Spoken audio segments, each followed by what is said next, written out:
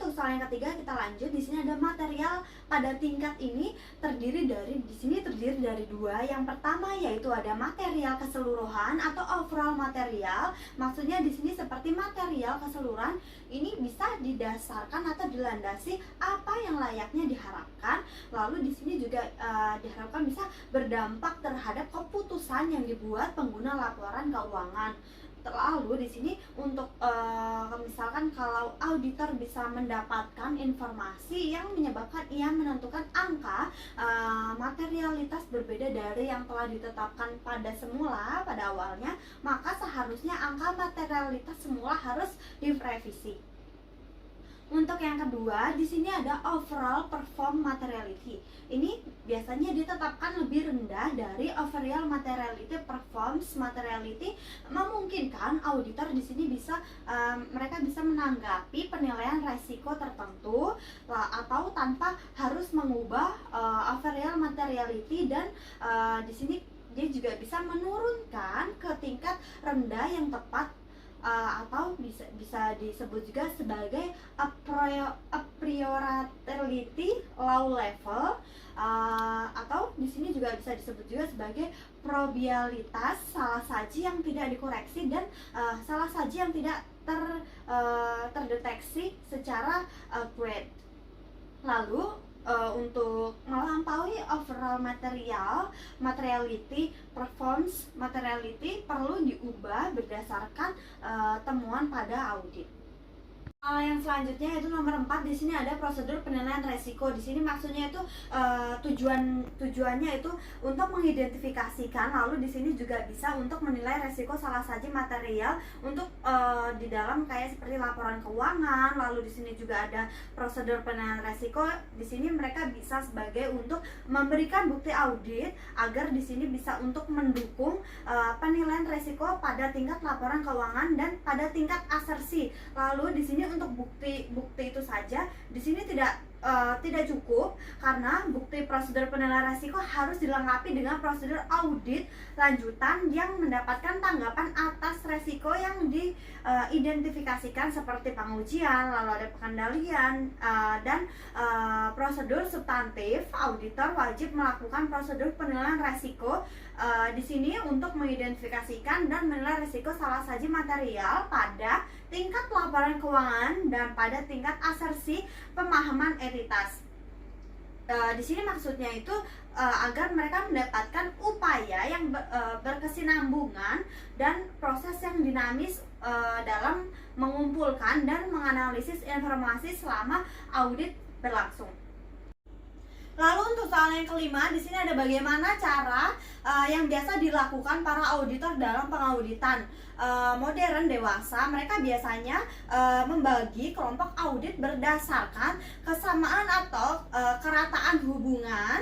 Lalu di sini sedangkan untuk transaksi atau saldo rekening, transaksi dan saldo rekening yang berkaitan akan ditempatkan pada segmen yang sama. Ini biasanya disebut siklus logika pendekatan. Siklus biasa dilihat dengan melihat transaksi dicatat di dalam jurnal dan diringkas di dalam buku besar dan laporan keuangan. Lalu di sini juga mereka biasanya menentukan siklus transaksi bisa dilakukan audit sesuai dengan perusahaan yang diaudit dan dipertimbangkan oleh audit terlebih dahulu. Lalu next untuk yang keenam, di sini ada dalam memenuhi standar auditing yang kedua. Di sini kita perlu membedakan antara prosedur pemahaman atas pengendalian intern dan pengujian pengendalian atau test of control.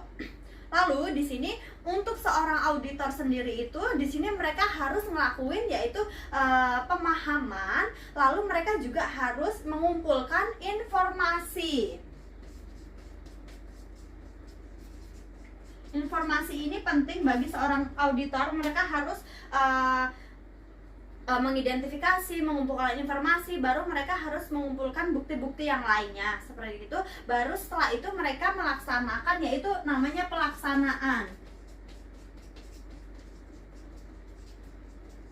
Maaf, tulisannya jelek.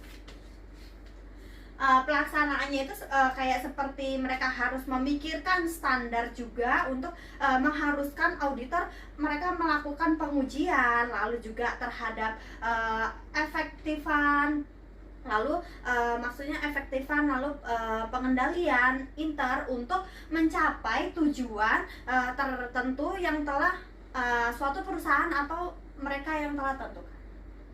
Lalu untuk soal yang ke-13, di sini ada kertas kerja audit. Kertas kerja audit itu bisa disebut kayak seperti sarana, biasanya ini digunain oleh auditor agar kayak mereka bisa dapat membuktikan pekerjaan yang dilakukan sebagai seorang auditor sesuai standar yang berlaku. Lalu pada dasarnya sendiri atau biasanya kertas kerja itu kayak mereka hanya bisa dimiliki oleh kantor akuntan publik saja, bukan milik pribadi ataupun auditor atau klien. Lalu kertas kerja itu biasanya mereka nggak memberikan izin kayak untuk dikasih atau untuk diperlihatkan kepada pihak-pihak selain klien tanpa adanya izin tertulis dari klien. Lalu di sini bisa untuk dilihat biasanya mereka mempunyai atau pengecualian, mereka biasanya dikehendaki oleh hukum atau negara atau profesi.